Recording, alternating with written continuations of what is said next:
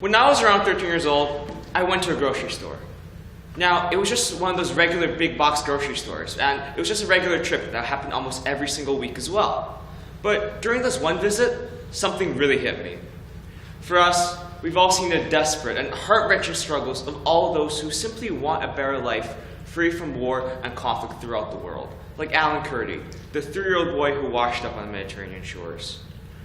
We've all seen throughout the world the people who suffer without access to the most basic resources, such as food and water that we take for granted every single day. It became clear to me that people would risk their lives to have access to these basic human rights. Yet, standing in that supermarket that day, there, right in front of my eyes, were shelves packed with colorful, fresh food from not our backyard, but from all over the world. That day I asked myself, am I the only one that realizes how lucky we are as Canadians? Ladies and gentlemen, judges, guests, fellow air cadets. Like most Canadians, I have food on my plate and a roof above my head. But most importantly, I get to fall asleep every single night to the sound of a humming refrigerator and not the bitter sound of guns or mothers mourning their children. It's a fact that, as Canadians, we're all blessed with peace, prosperity, freedom, and the greatest opportunities in this troubled world. And unfortunately right now, that's not something that the majority of the people currently have. This brings me to what we can do today. Now, take a second and look at all the people in this room. For me, I see Canadians from all walks of life. I see Canadians with optimism and hope.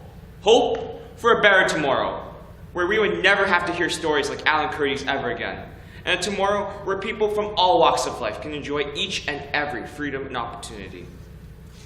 And if we want to see that fateful day happen, we must learn from our mistakes and join together, despite our differences.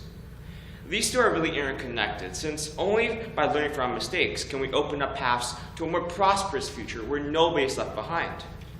Now, the reason I say that we need to learn from our mistakes is simply because our record isn't perfect. As great and unique Canada is, we have a record that is far from perfect.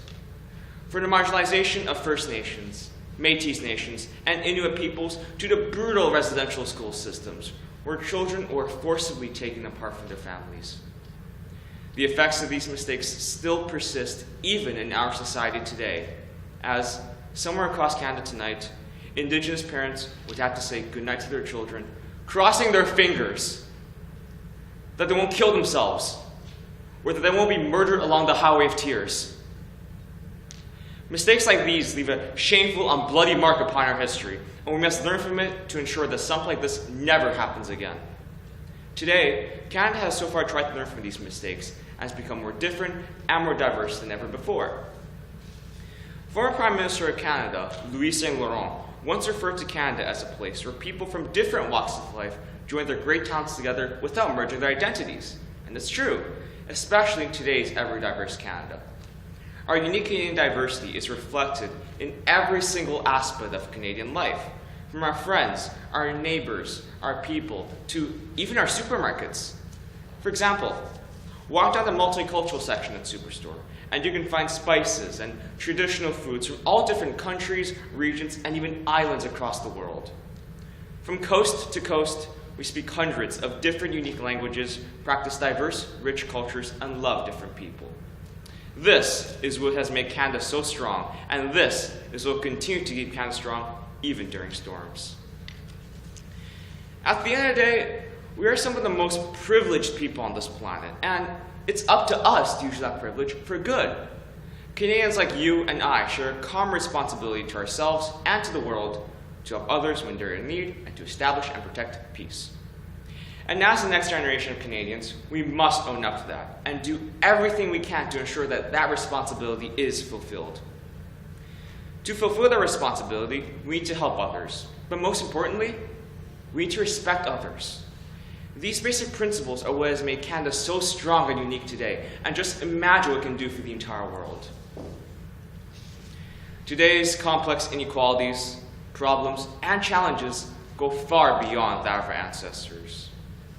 To fix these challenging problems, we must reflect upon our own past and work together for a more prosperous future where nobody is left behind, where everyone can live their lives with the same rights, and a future where everyone can have access to food and water. Ladies and gentlemen, we are, after all, Canadian. So let's show the 7 billion people on this planet what that truly means.